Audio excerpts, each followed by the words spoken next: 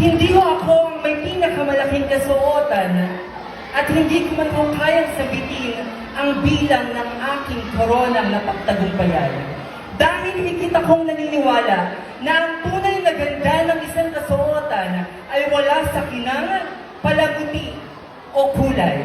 Sabagat ang tunay na bihis ng isang kasuotan ay ating makikita sa kung paano mo itong isuot, taglay ang respeto at pagmamahal mula sa kulturang iyong pinagmulan.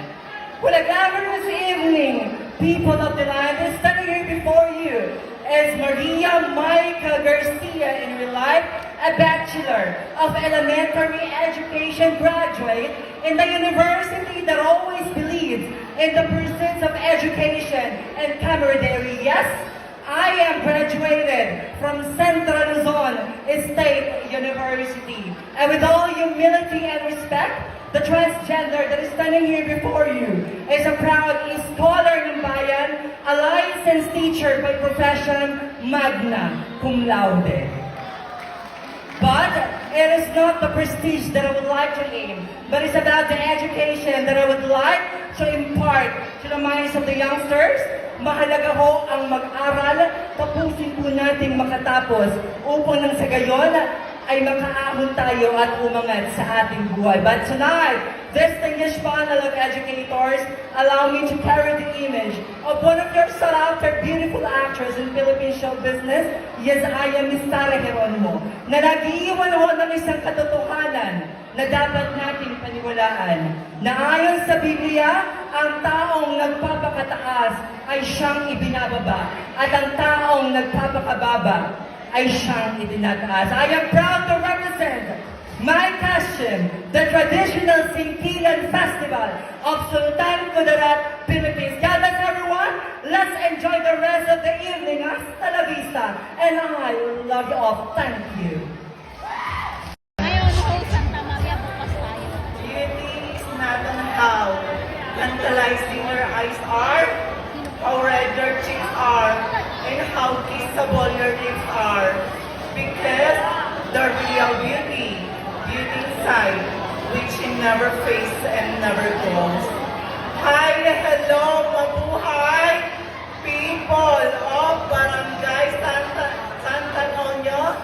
My name is Miss Ilyana Marshall, 24, from the home of the beautiful General Trias City, province of Cavite.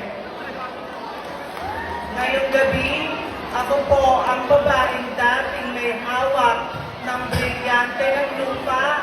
Sabay-sabay niyo po akong palakpakan at hiyawan.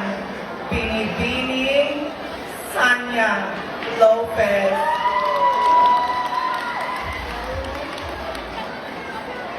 Sanya Lopez na nagsasabi ang hindi po marunong lumingon sa kanyang pinanggalingan ay tiyak na tulala sa aking kagandahan.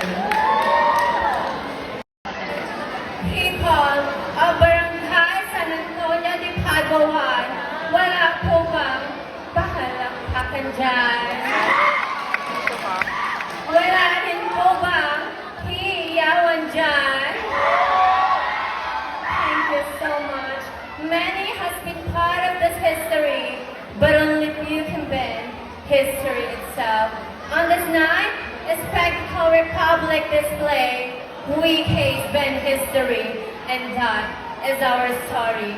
Good evening, everyone. Hello, hi, mabuhay. A girl here before you is an 18-year-old stunner, truly all the way from wonderful, colorful, Purple Festival of the Philippines, the city of Dasmariñas, province of Cavite. This is Miss Kimsey Marie Garcia. And but tonight, since this is a pageant, allow me to stand by the name, one of the girls who captured the heart of Mr. Aldur Abrenica. Opo, ako nga po ang inyong little nanay at ang nag-iisang impostora. Walang kaparis, kapantay, binibining Chris Bernal. Thank you so much.